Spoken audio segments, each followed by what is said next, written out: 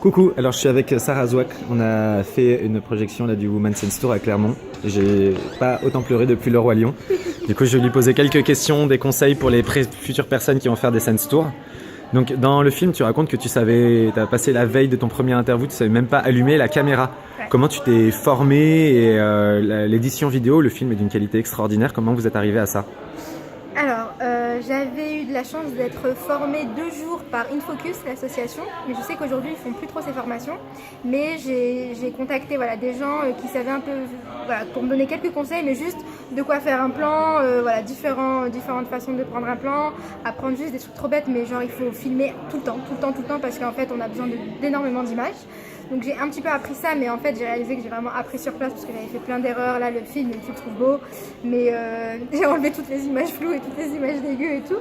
Donc ça, on apprend vraiment sur place. Et après, le matos, c'est hyper important. Il faut investir dans une bonne caméra et dans du son. C'est le truc le plus important, le son. Les gens l'oublient tout le temps, ils filment tout le temps que comme ça. Il faut des micros, il faut un H4n. Donc voilà, prenez du bon matos, entraînez-vous, filmez votre famille, machin, et ensuite allez-y. Ok. Et ça coûte combien du coup d'avoir du bon matos? Et ça coûte combien de partir pour un tour du monde? Pour partir donc, au Maroc, Tunisie, Turquie, Iran et Indonésie pour acheter du vrai matos de qualité, pour pouvoir vivre sur place et tout, ça m'a coûté 14 000 €. Mais en sachant que je dormais quasiment tout le temps chez les gens, donc j'avais fait grave des économies sur l'hébergement et on était souvent invités à manger, donc ça c'était cool. Mais après il faut toujours garder une petite enveloppe parce que moi je me suis retrouvée à l'hôpital en Turquie, c'était bien de payer 200 € sur place comme ça, alors que moi 200 € je peux vivre 3 semaines. Donc c'était chiant, mais voilà, 14 000 € et du coup financé notamment par du crowdfunding et quelques partenaires, Ivry, ma ville, mon département ou quelques entreprises. Ok. Tu racontes que ce voyage, ça t'a permis de te libérer, de te découvrir. Tu étais parti avec quel objectif à la base et avec quoi t'en es ressorti à un titre personnel? Moi, à titre personnel, j'étais en mode je prends 6 mois dans ma vie pour me découvrir et pour découvrir tous ces modèles de femmes que moi on m'a jamais montrés et que je voulais vraiment les mettre en lumière. Je suis ressortie en devenant presque moi aussi l'envie de devenir une actrice du changement, alors que c'était pas du tout mon... moi j'étais en mode je vais faire un documentaire, je rentre chez moi, je vais trouver un job.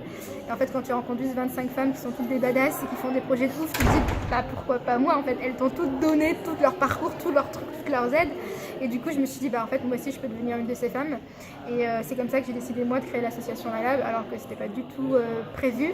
Mais j'ai rencontré tellement de gens incroyables, j'ai rencontré Justine qui m'a accompagnée et du coup j'ai une chance énorme d'avoir une cofondatrice, donc déjà c'est pas, j'étais pas toute seule. Donc voilà, donc j'en sors complètement grandie, j'en sors beaucoup plus confiante. J'ai beaucoup plus confiance en moi alors que j'étais quelqu'un de plutôt timide et plein de bienveillance et d'amour parce qu'en fait il y a des trucs incroyables sur Terre, mais vraiment des gens de fous et du coup il faut aller tous les rencontrer parce que voilà, vous en sortirez plus grandis. Et ces personnes, comment tu as réussi à les identifier? Comment tu as réussi à les identifier et comment tu as réussi à vraiment les connaître aussi? Ouais. Alors, il faut prendre... Donc, pour les identifier, je suis passée par des réseaux. Donc, il y avait notamment Make Sense, qui a plein de gens partout qui connaissent. Je leur disais, voilà, je cherche des femmes musulmanes. Notamment en Iran ou en Indonésie, il y avait des gangsters et du coup, ils m'ont grave aidé. Il y avait des réseaux type Ashoka aussi qui m'ont aidé. Après, beaucoup de bouche à oreille. Il ne faut pas rester que dans ces réseaux-là. Il faut essayer de diversifier. Beaucoup de lectures, beaucoup de recherches sur Internet. Et après, plus on passe de temps avec les entrepreneurs et mieux c'est. Donc prenez le temps, n'êtes pas en mode je vais la rencontrer 2 heures autour d'un café. Restez avec eux et allez-y au culot, essayez de leur dire que vous voulez dormir chez eux si c'est possible. Si c'est pas possible, ne souhaitez pas non plus, quoi. Mais voilà, donc il faut prendre du temps pour les connaître et soyez sincères et des trucs trop bêtes, mais soyez polis en fait, soyez sympas quoi. Venez avec des chocolats, venez avec un truc parce qu'en fait ils vont tellement vous donner que vous allez vous sentir trop minable à côté avec pas grand chose. Du coup voilà, soyez généreux, kiffez quoi. Ça a pris combien de temps quand vous êtes rentré d'éditer le film?